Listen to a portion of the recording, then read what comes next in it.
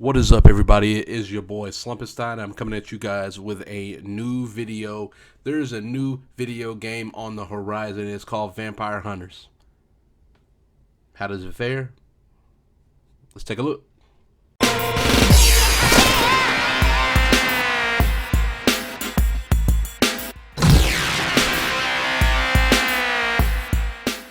Vampire Hunters is a roguelite FPS game that takes a lot of what makes Vampire Survivors great and addicting and attempts to apply it to the FPS genre. You are dropped into a long hallway with a weapon of your choosing and are assigned the task of reaching the end of said hallway, all while picking up different weapons and upgrades to use at your disposal. It's a simple formula that works great at times and not so great at others. My initial reaction upon diving into this game was great, but the more I played it, some things started to cause a bit of friction. Let's get some of the negatives out the way.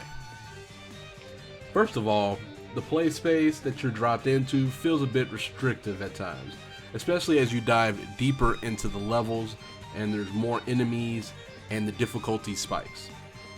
You essentially have two options: shoot and kill the enemies or get hit. The ability to dodge isn't really present here like in Vampire Survivors.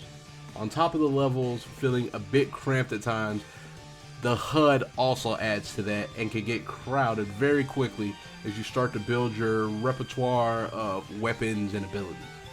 Some weapons obstruct more of your view than others, but when they all come together, it can leave you in spray and pray mode.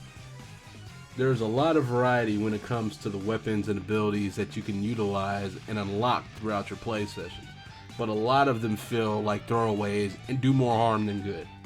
I found myself figuring out the best few guns and continuing to use them on all of my runs. That is, until I unlock the new one to test out. Another issue that I had with the game is the reload function. It feels a bit slow, restrictive, clunky, delayed. It feels stiff. This can be disruptive at times, especially since most weapons will be reloading randomly due to the different magazine sizes.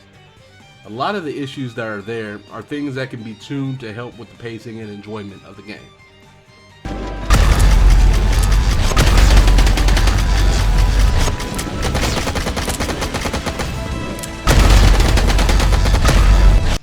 Now that we got the negatives out the way though, let's dive into the positives. Because at its core, this is a fun experience that boasts a ton of leveling and unlockables for you to experiment with.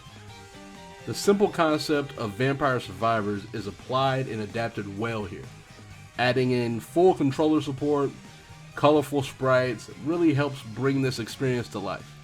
Although it's not a demanding game, it runs beautiful even when the screen is full of enemies and weapons, and it feels very locked in and responsive. There's an awesome soundtrack that will scratch that nostalgic itch if you are into classic id titles or just into rock in video games in general. An important part of these types of games is the replay value, and I am happy to share that it has a ton of it.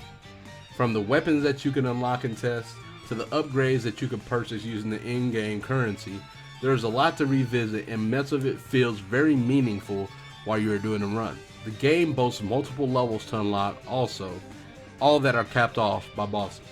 The level design coupled with the music can really trap you into the world. This title shows tons of promise and provides a plethora of mindless fun that you can sit down and enjoy without feeling like you have to make a huge time commitment or feeling like you have to sit down and be hyper focused on gaming. Controls feel tight and enemies come at you from all directions, adding to the suspense. I'm gonna give this game a 7 out of 10.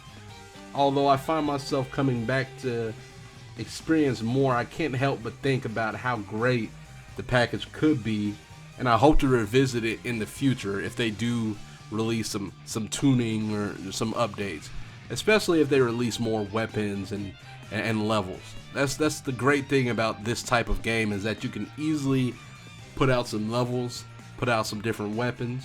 You can tune some of the abilities. There's just a lot of things that you can alter to overall assist the flow of the game. And I'm hoping that's what they do, because at its core, I really like the game. There's just some things that need to be changed or fixed. If you guys like this type of video, please let me know down in the comments. If you picked up this game or are picking up this game, let me know what you think down below in the comments. And don't forget to hit that like button. It does help out a lot. And subscribe.